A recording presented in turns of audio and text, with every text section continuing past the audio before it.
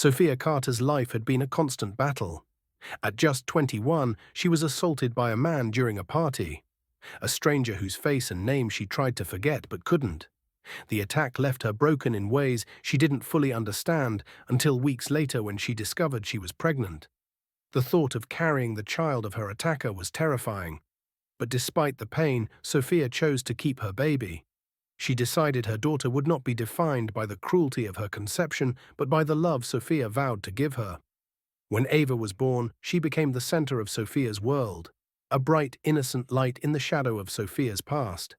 For 6 years, Sophia worked tirelessly as a single mother, balancing jobs and night classes to create a stable life for Ava. Then, one fateful day, she met Ethan Blake. Ethan was everything Sophia thought she didn't deserve: kind, attentive, and endlessly patient. He walked into her life during her shift at the diner, charming her with his easy smile and warm demeanor. At first, Sophia was hesitant. She hadn't trusted men for years, but Ethan seemed different. He didn't push, didn't pry, and most importantly, he adored Ava. Over time, Ethan became a fixture in their lives. He helped with school projects, attended Ava's dance recitals, and even spent hours building dollhouses on the weekends. 2 years into their relationship, he proposed to Sophia. Overwhelmed with emotion, she said yes. For the first time in years, Sophia felt like life was giving her a second chance. But life had other plans. One warm autumn afternoon, Ava was struck by a car while riding her bike. The accident left her with severe internal injuries, and the doctors quickly determined she needed a blood transfusion. Sophia was tested, but her blood type wasn't a match. Neither was anyone else in her family. Desperate and running out of time, she turned to Ethan. "Ethan," she pleaded, "you need to get tested. Maybe you'll be a match." Ethan froze. His usual calm demeanor wavered as he hesitated. "Sophia, I don't think I will be." "How could you possibly know that?" she demanded, panic rising in her voice. "Please, Ethan, Ava's life is at stake." Reluctantly, Ethan agreed. The hours that followed felt like an eternity as Sophia sat by Ava's bedside, holding her tiny hand and whispering prayers. Finally, Dr. Rachel Morgan entered the waiting room, her expression unreadable. "Sophia," the doctor began, "Ethan is a perfect match. The transfusion can proceed." Relief swept over Sophia, but Dr. Morgan's next words sent a chill down her spine. "I just have to ask," the doctor continued, "why didn't you have Ava's biological father tested first? It's unusual for an unrelated fiancé to be a perfect match." Sophia's heart stopped. She turned to Ethan, who sat stiffly in the corner, his face pale and expressionless. "Ethan," she whispered, her voice trembling, why are you a match?" Ethan didn't respond.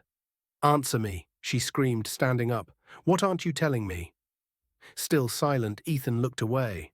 Later that night, after Ava's transfusion, Sophia confronted Ethan in their apartment. "You're Ava's father, aren't you?" she demanded, her voice shaking with rage. Ethan sat on the edge of the couch, his head in his hands. "Sophia, I can explain." "No," she yelled, cutting him off. "You don't get to explain. You assaulted me, you destroyed me, and now you're pretending to be some kind of hero?" Tears streamed down Ethan's face as he finally looked at her. "I didn't know it was you," he said. "Not until we'd already started dating. I didn't recognize you at first, but when you told me about Ava's father, I knew." Sophia's knees buckled, and she gripped the edge of the table to steady herself. "You knew? And you stayed anyway. You pretended to love me, pretended to love Ava." "I do love you," Ethan shouted, his voice desperate. "That night, I was drunk, I was stupid, I didn't even realize what I'd done until years later. Meeting you was like fate giving me a second chance to make things right." "Make things right," Sophia repeated, her voice a mix of disbelief and disgust. "You think you can make things right by lying to me?